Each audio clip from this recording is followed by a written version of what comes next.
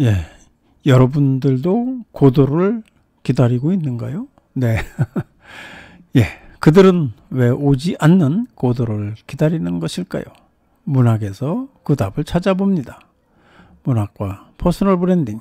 오늘은 고도를 기다리며 편입니다. 대학 친구들과 40여 년 만에 호반의 도시라고 하는 춘천으로 추억 여행을 갔었습니다. 살아온 이야기, 그리고 앞으로 살아갈 이야기를 끝없이 나누었습니다. 술 이야기, 사랑 얘기, 기행으로 얼룩진 각종 에피소드, 꼭꼭 숨겨왔던 불편한 진실 등 온갖 것을 토해냈습니다. 그러던 중에 예상치 못한 일이 발생했습니다. 분위기에 어울리지 않게 책 이야기가 나왔던 것입니다. 우리들은 그 젊은 시절에 책은 요리조리 피해 다니고 오직 술만 쫓아다니던 이른바 주학파 녀석들이었는데 지금 책이라뇨. 그렇죠? 그런데 더욱더 놀라웠던 것은 우리가 주제로 삼은 책이 바로 뼈골 때린다는 그 책, 고도를 기다리며라는 사실이었습니다. 여행을 끝나고 와서 이 책을 다시 읽지 않을 수가 없었습니다. 본격적인 책 소개나 감상에 앞서서 이 책에서 제가 꼽은 대표적인 문구를 먼저 같이 읽어보도록 하겠습니다. 여러분은 어떤 문구를 대표 문구로 꼽을지 궁금하기도 합니다. 화면에 나와 있는 저 문구죠. 한번 읽어보겠습니다. 불행히도 인간으로 태어난 바에야 이번 한 번만이라도 의젓하게 인간이란 종족의 대표가 되어보자는 거다. 내 생각은 어떠냐? 에스트라군 아무 대꾸가 없다. 하기야 팔짱을 끼고 카브를 이모저모 따져보는 것도 우리 인간 조건에 위배되는 것은 아니지. 호랑이는 아무 생각 안 하고 제 종족을 구하러 뛰어들기도 하고 그런가 하면 깊은 숲속으로 달아나 버리기도 하지. 하지만 문제는 그런 게 아니야. 문제는 지금 이 자리에서 우리가 뭘 하는가를 따져보란 거란 말이다. 우린 다행히도 그걸 알고 있거든. 이 모든 혼돈 속에서도 단 하나 확실한 게 있지. 그건 고도가 오기를 우린 기다리고 있다는 거야. 네, 무척 독특하지요. 네, 특히 마지막 부분에서 고도를 기다린다고 하는 말이 나오는데 과연 고도가 누구인지 무엇인지 궁금증만 잔뜩 유발시키고 있으니 말입니다. 고도를 기다리며의 줄거리는 한마디로 기다림 그 자체입니다. 그런데 아무것도 일어나지 않고 우스꽝스러운 인물들이 등장해 이해할 수 없는 허튼 소리를 내뱉는 것이 전부입니다. 한번 그 줄거리를 나무 위키에서 요약해 놓은 것을 한번 살펴보도록 하겠습니다. 이러한 것이죠. 두 남자 블라디미르와 에스트라곤은 한 국도의 작은 나무 옆에서 고도라는 이름의 사람을 기다린다. 그들은 고도가 누구인지 어떻게 생겼는지 고도에게 뭘 원하는지도 모른 채 고도를 기다린다. 심지어 고도가 실존하는지도 확신하지 못한다. 둘은 이야기를 하지만 상호적인 대화로 이어지지 못한 채 마치 서로 벽에 비치는 것과 같이 비상적이 되어간다. 그러던 중 그들은 포즈와 그의 짐꾼 로켓을 만나 대화를 나누지만 역시 두서없고 무의미한 대화뿐이다. 밤이 되자 심부름을 하는 양치기 소년이 나타나 그들에게 고도 씨는 내일 온다는 사실을 알려준다. 제2막 다음날도 비슷한 내용이 그대로 반복되는데 등장인물들이 변화로 더 개이한 느낌을 준다. 마지막에는 역시 양치기 소년이 등장하는데 둘의 대화는 도무지 맞물리지 않는다. 결국 블라디미르는 양치기 소년에게 화를 내며 쫓아버리고 잠을 자다 깬 에스트라공이 고도가 왔는지를 묻는다. 그는 차라리 멀리 떠나자고 하지만 블라디미르는 내일 고도를 만나러 여기 와야 한다고 상기시켜준다. 둘은 나무를 쳐다보며 목이다 맬까 하지만 끈이 없다는 사실을 깨닫고 내일 끈을 챙겨와 고도가 안 오면 매자고 다짐한다. 두 사람은 입으로는 떠나자고 하면서도 여전히 움직이지 않는다. 네, 뭐가 뭔지 무슨 얘기인지 여전히 헷갈리기만 하는 그런 줄거리가 되겠습니다. 네, 오늘의 작품 고도를 기다리면은 이 책을 읽었거나 또는 연극을 본 사람의 수만큼이나 그 감상평이 이러니 저러니 하면서 매우 다양하게 존재합니다. 물론 작품에 대한 그런 다양한 감상평 가운데에는 저의 감상평도 포함되어 있습니다. 저는 이 작품에 대한 저의 인상을 물음표와 느낌표로 요약하고자 합니다. 즉 예전 젊은 시절 대학생 시절에 접했던 고도를 기다리며가 뭐지 하며 물음표만 떠올렸다면 세월이 지나 오늘에 읽었던 고도를 기다리면은 아 하며 감탄사만 연발하게 된다는 것입니다. 예전에 저는 이 책 앞에서 무척이나 무기력했습니다. 뭐 이해되는 것이 도대체 없었기 때문이죠.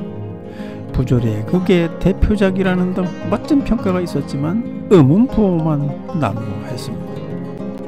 덕분에 A+ 등 높은 학점 얻기도 힘들었으니 좋은 기억이 있을 리가 없었습니다. 더구나 등장인물들의 면면을 거론하자면 그 황당함은 더욱더 극에 달했습니다. 도대체 이들은 누구란 말인가요? 기다려도 오지 않는 고도, 그 고도를 기다리는 블라디미르와 에스트라고, 포즈와 럭키, 그리고 어느 소년에 이르기까지. 그런데 이 책의 느낌은 세월과 함께 많이 변했습니다. 곤혹스럽게 마냥 골만 때리던 책이 아닌 이제는 상상력을 부채질하는 책으로서의 인식 변화가 바로 그것인 것입니다. 그래서 이제 이 책은 제게 하나의 감탄사가 되었고 이 작품에 대하여 내린 그간의 여러 의미 있는 평가에 대하여 고개가 죄송합니다. 고개가 끄덕여지게 되는 것입니다. 이렇게 말입니다. 이 책은 광대들에 의해 공연된 파스칼의 명상입니다. 현대극의 흐름을 바꿔놓은 작가다 사미엘 베케트는 그리고 전통적인 사실주의의 반기를 든 전후 부조리극의 고장이다. 고도는 구원이자 자유이며 빵이자 희망이자. 고도라는 이름은 작가와 더불어 세계적인 신화가 되었다. 베케트에 있어서 기다림이란 공연한 짓이 아니라 본능적인 삶의 방식이다. 이러한 등등의 평가 말입니다. 다음은 본론으로 들어가서 제가 이 책을 읽고 나서 찾아낸 보물에 대해서 말씀드리겠습니다. 저도 고도를 기다렸지만 고도는 오지 않고 대신 세 개의 보물을 저는 발견하게 된 것입니다. 하나는 차별화라고 하는 것입니다. 차별, 디퍼런스. 브랜딩의 본질은 남다른 차별적인 가치를 창출하는 것입니다. 그러기 위해서는 오랜 관행의 틀을 깨고 고정관념에서 탈피하는 것이 하나의 방법입니다. 이런 측면에서 고도를 기다리면은 차별화에 관한 정석이다 이렇게 이야기할 수 있습니다.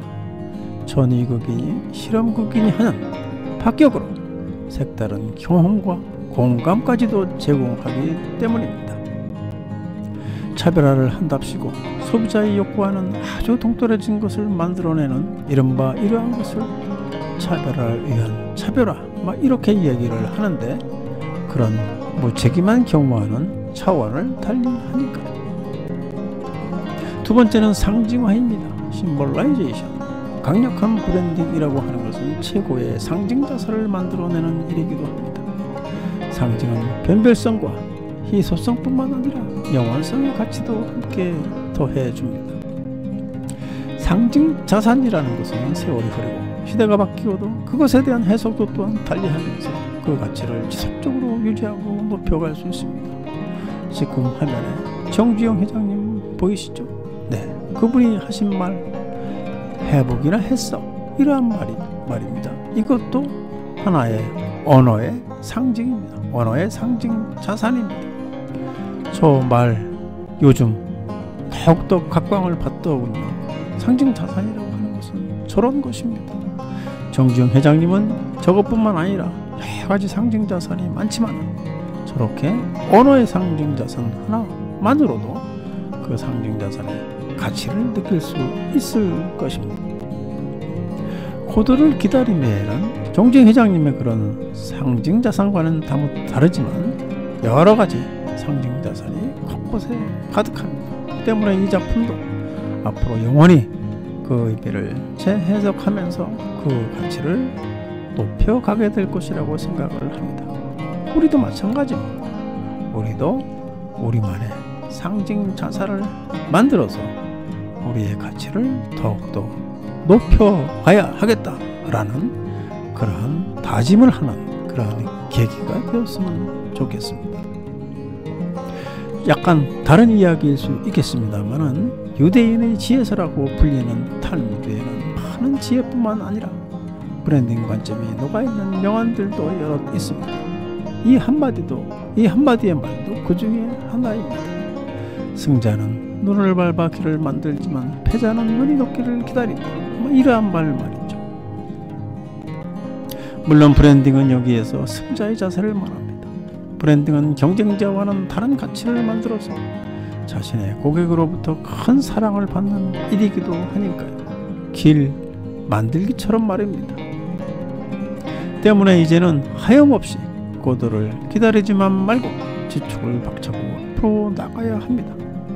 퍼스널 브랜딩은 필요한 것을 찾아 나의 상징 자산을 구축하는 일이기 때문이죠. 네, 세 번째는 영감입니다. 영감. 위대한 고전일수록 그것을 접하고 나면 풍부한 영감의 빛을 볼 수 있습니다. 저는 고도를 기다리며를 함께 하면서 어느 시 한 편을 떠올릴 수 있었습니다. 바로 세상에 미친 자들이라는 시입니다. 이 시는 미국의 어느 고등학교 교사가 썼다고 하는데 애플 컴퓨터사, 스티브 잡스의 애플 컴퓨터사의 텔레비전 광고에 사용된 후로 더 유명해진 그러한 시가 되겠습니다. 퍼스널 브랜딩은 곧 이와 같이 어떤 영감이나 아이디어를 얻기 위해 노력하는 과정입니다. 산이나 바다, 그 밖에 우리 일상을 통해서 말이죠. 그런 측면에서 봤을 때 이 책 고도를 기다리면은 심오한 영감의 바다입니다. 작가 사뮤엘 베케트는 부조리 작가로 세계적인 명성을 얻은 것처럼 그의 삶도 일반인들의 상식을 훌쩍 뛰어넘는 매력적인 개성이 넘쳐 흘렀습니다. 노벨상 시상식에 참여하지 않았고 인터뷰도 일절 거부했습니다. 2차 세계대전에도 참전해서 레지스탕스로 활동도 했습니다. 그런 와중에 다수의 작품을 집필했습니다. 전통적인 소설의 개념을 부정하고 새로운 기법을 추구하는 안티로망의 선구적 작품을 많이 남겼던 것입니다.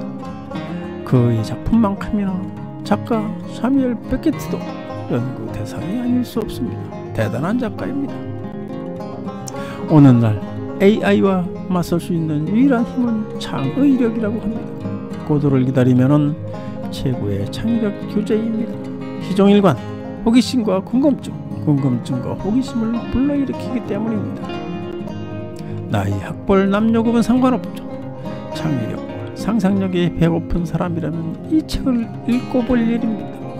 고도를 기다리며가 현대의 고전이라고 불리는 이유가 여기에 있기 때문이죠. 문학 속에서 나답게 성장하는 길을 찾는 문학과 퍼스널 브랜딩, 오늘은 사뮤엘 베케트의 걸작 고도를 기다리며와 함께 했습니다. 여러분 감사합니다. 다음에는 더 좋은 작품과 함께 하도록 하겠습니다.